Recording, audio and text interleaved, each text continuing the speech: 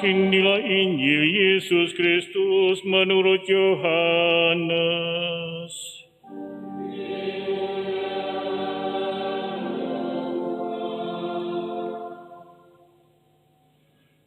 Dalam amanat perpisahannya, Yesus berkata kepada murid-muridnya, "Inilah perintahku, yaitu supaya kamu saling mengasihi, seperti aku telah mengasihi kamu. Tidak ada kasih yang lebih besar daripada kasih seorang yang memberikan nyawanya untuk sahabat-sahabatnya.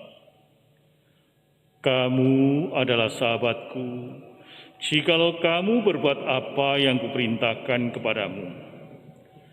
Aku tidak lagi menyebut kamu hamba, sebab hamba tidak tahu apa yang diperbuat oleh tuannya.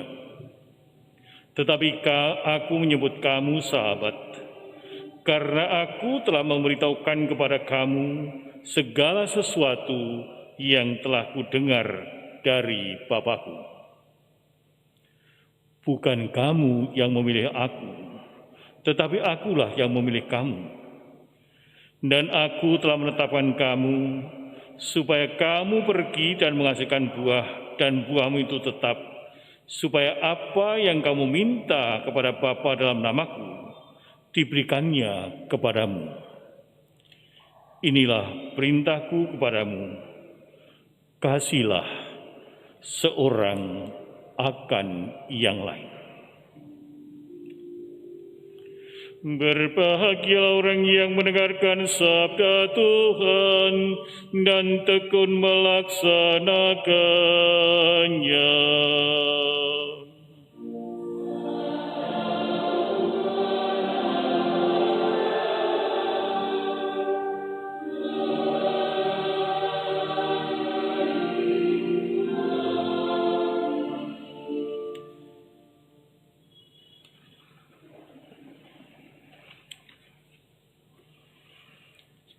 Bapak, Ibu, dan Saudara saling kasih dalam Kristus.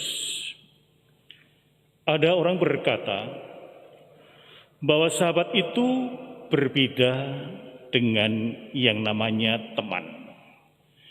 Semua orang bisa disebut teman, namun tidak semua orang dapat menjadi sahabat.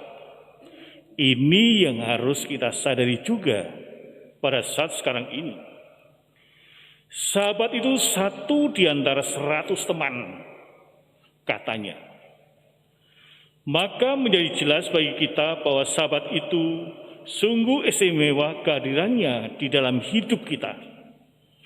Kalau kita sungguh-sungguhnya sahabat, ketika sang sahabat itu datang, kehadiran dia sangat membawa perubahan di dalam kehidupan kita. Banyak orang berkata sahabat itu dapat dipercaya karena dia bisa menjaga rahasia. Apapun yang saya sampaikan akan disimpan dan tidak akan diobral. Dapat menghadirkan solusi yang baik untuk setiap persoalan. Hati akan terasa damai bila berjumpa dengannya, selalu hadir ketika derita dan juga kesulitan itu datang. Itulah sang sahabat yang sungguh. Banyak orang bisa jadi teman. Pada saat orang itu berkelimpahan, hidupnya bahagia, hidupnya kecukupan, mungkin banyak orang di sekitarnya.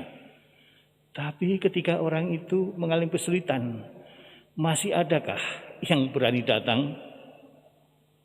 Masih adakah orang-orang yang sungguh-sungguh menyapa, apalagi mendoakannya? Sahabat akan menghampiri, membantu memikul beban hidup ketika sahabatnya menghadapi badai dan taufan dalam hidupnya. Seorang sahabat rela berkorban. Karena apa? Karena cinta mereka sungguh-sungguh tulus, tanpa pamrih. Itulah sahabat. Bapak, Ibu, dan saudara kasih, tidak ada seorang pun di dunia dapat hidup tanpa cinta. Namun banyak orang dewasa ini merasa sedih, bahkan juga merasa kosong jiwanya karena mereka tidak punya sahabat, kurang percaya diri, dan juga merasa tidak dicintai orang lain. Banyak orang yang merana karena itu.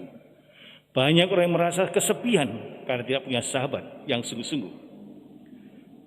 Bapak, Ibu, dan saudara kasih, kita semua bisa membayangkan apa yang akan terjadi bila dunia ini setiap orang hanya mencari perhatian dan tidak ada seorang pun yang siap untuk memberikan kasih tanpa pengharapan, tanpa imbalan. Kita bisa membayangkan seandainya dunia diisi semacam ini, apa yang terjadi? Di balik begitu banyaknya perilaku narsistik dan juga perilaku yang luar biasa, akan siap kita menemukan orang-orang yang kesepian dan terabaikan. Karena apa? Setiap manusia, banyak orang yang minta diperhatikan, dan bukan mau memperhatikan orang lain. Sadar dan sadar, itulah seringkali terjadi dalam kehidupan kita. Ketika seseorang merasa tidak dicintai, mereka bisa berpaling dari kekerasan, dendam, dan kebencian. Kalau kita pikir dengan tenang, sebenarnya tidak ada anak atau orang yang jahat. Mereka adalah orang-orang yang tidak bahagia dalam hidupnya karena mempunyai luka-luka batin. Itulah dalam hidup. Dikala manusia atau kita mengalami luka batin, maka kita tidak akan merasakan kebahagiaan dalam hidup ini. Ketika kita tersenyum kepada orang yang sedang sedih dan menderita, kita membuka hati mereka dan menawarkan jalan keluar dari kesedihan dan penderitaannya. Saudara Bapak sekalian, ketika ada orang yang sedang sedih, lalu kita tersenyum saja, waduh, itu seperti setahun tidak hujan, tiba-tiba hujan aja. Itu yang terjadi. Tapi ketika kita melihat orang yang sedih, tapi kita berpaling muka kita, tidak mau menyapanya, tidak mau mendekatnya, betapa semakin sedihnya. Itulah hidup manusia, itulah hidup kita. Bapak, Ibu, dan saudara kasih, Tuhan mencintai manusia itu tanpa syarat. Bukan karena mereka pantas mendapatkannya, karena Tuhan itu adalah kasih itu sendiri. Tuhan mengasihani manusia meskipun mereka itu menjauhkan diri. Tuhan terus mencari manusia dan membuka pintu maaf kepada setiap orang yang berdosa. Itulah sikap Tuhan, karena Tuhan adalah kasih. Selalu terbuka tangannya, terbuka hatinya untuk menerima kita semua. Walaupun kita seringkali menjauh, walaupun kita seringkali berdosa, gagal dalam membangun hidup, tapi itu semuanya tidak diperhitungkan oleh Allah. Dia adalah sahabat sejati yang tidak pernah akan ingkar janji. Tuhan mau memeluk dan merangkul kita semuanya. Tuhan mau bersahabat dengan semua orang tanpa pilih-pilih. Bapak, Ibu, dan saudara kasih, Injil hari ini mengingatkan kita tentang betapa pentingnya sahabat di dalam kehidupan kita masing-masing. Yesus semasa hidupnya menyebut setiap pengikutnya sebagai sahabatnya dan bukan seorang hamba. Maria itu adalah ibu Yesus, tapi sekali juga dia sahabat sejati bagi Yesus. Mengapa? Maria tidak hanya mengikuti Yesus pada waktu suka, tapi dia sampai puncak Kalvari dalam kesedihannya. Bahkan dia sampai memangku Yesus ketika dia diturunkan dari salib. Maria adalah sahabat Yesus yang sangat dekat, dan dia sahabat yang sejati. Dia mengikuti perjalanannya bukan hanya ketika dia disanjung dan puji, tapi juga ketika dicaci maki setengah mati. Maria tetap ada di sana. Sehingga kita bisa melihat sahabat sejati itu seperti apa ya. Maria adalah sahabat sejati bagi Yesus yang sungguh-sungguh dialami, dirasakan oleh Yesus sendiri. Maka Yesus tadi berkata, kamulah sahabatku. Aku tidak menyebut kamu lagi hamba, sebab hamba tidak tahu apa yang diperbuat oleh tuannya, tapi aku menyebut kamu sahabat, karena aku telah memberitahukan kepada kamu segala sesuatu yang telah kudengar dari Bapa. Tidak ada rahasia atau yang tersembunyi di antara sahabat itu sendiri. Itulah sahabat sejati. Dengan apa yang diajarkan Yesus ini, setiap kita digugah untuk lebih sungguh menjadi sahabat yang baik bagi Tuhan, juga bagi sesama yang membutuhkan pertolongan kita, yang membutuhkan persahabatan kita. Jadi kita jangan hanya pandai bersahabat dengan Allah tampaknya, tapi tidak pandai bersahabat dengan sesama manusia yang ada di sekitar kita. Bapak, Ibu, dan saudara kasih, tinggallah sesuatu untuk sahabat dan jangan tinggalkan sahabat untuk sesuatu. Ini bagus sekali. Jadi kita jangan meninggalkan sesuatu untuk sahabat dan jangan meninggalkan sahabat hanya demi sesuatu. Sekarang saya tidak menemukan apa-apa dari dia, pergi aja. Ngapain pusing-pusing? Ya, di sini sering terjadi dalam hidup. Bahwa Tuhan telah menjadikan kita sahabat, maka jangan pernah berubah setia kepadanya. Ini yang dituntut dari Allah sendiri. Menjadi sahabat Allah berarti seseorang secara bebas menjalin relasi cinta dengan Allah melampaui hukum dan juga ketaatan-ketaatan yang buta. Seorang sahabat adalah orang yang menaruh kasih setiap waktu dan menjadi seorang saudara dalam kesukaran, dalam kesulitan. Kalau menjadi teman pada saat kita gembira, bahagia, itu gampang loh, gampang itu. Tapi karena pada saat kita sedih, kok rasanya itu berjalan sendirian.